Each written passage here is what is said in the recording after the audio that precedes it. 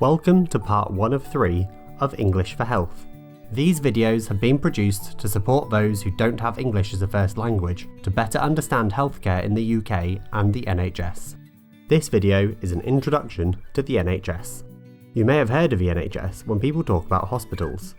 So what is it? NHS stands for National Health Service, and it's what we call our state-funded healthcare in the UK.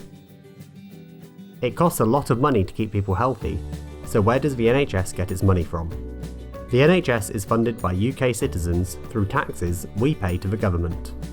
The government decides how much money the NHS needs and gives the money to the NHS through the Department of Health and Social Care. The NHS is not just for hospitals, but many different services. In fact, there are so many we can't fit them all into this video. You can learn more about the different services in video 3.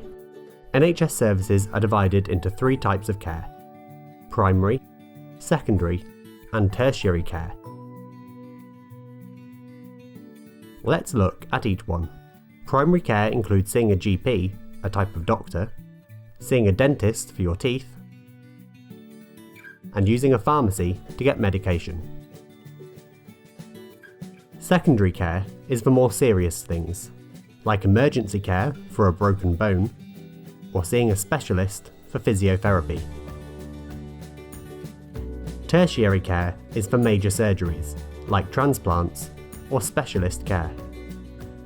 Most NHS services are free at the point of use, but some services have to be paid for. One of these services is the pharmacy, also called a chemist. To get certain medications from the pharmacy, you will need your GP to give you a note called a prescription. The prescription tells you how much medication to take and how often, along with special instructions.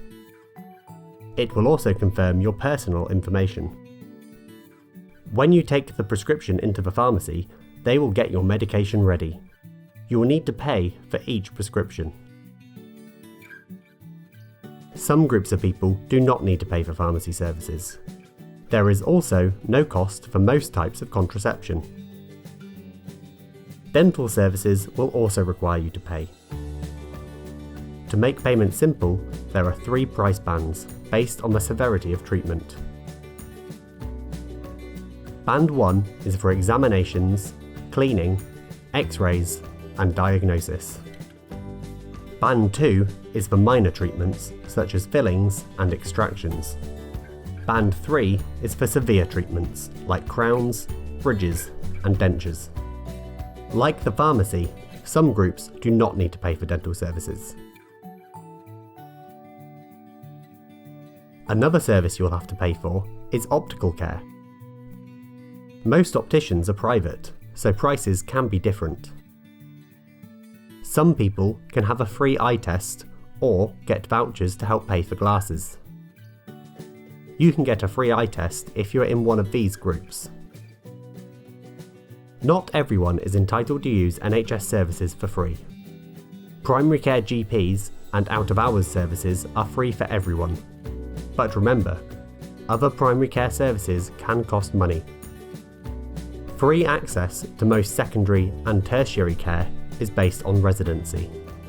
To qualify for free use of these services, you must live in England and be in ordinary residence. For non-EEA nationals, this includes an immigration status of indefinite leave to remain. EU citizens who have lived in the UK for over 5 years will need to have applied for settled status by the 30th of June 2021. You must have begun living in the UK by the 31st of December 2020 to apply. If you have a visa or student visa, you may have to pay a surcharge before using NHS services. However, some services and some individuals are exempt from payment. You can learn more about your entitlement by following the link on screen. If you are not eligible, you can still use hospital services, but you will have to pay. That's the end of Module 1. Let's look at some questions and see how much you remember. Pause the video after each question and press play when you have an answer ready. True or false? All NHS services are free. False. Some services such as dentists, opticians and pharmacies will require payment. True or false? Seeing a GP is free for everyone. True. Anyone in the UK can see a GP, regardless of residential status. True or false? You must be a UK citizen to use NHS hospital services. False. Anyone with ordinary residence can receive free hospital care. That's the end of Module 1. Thanks for watching.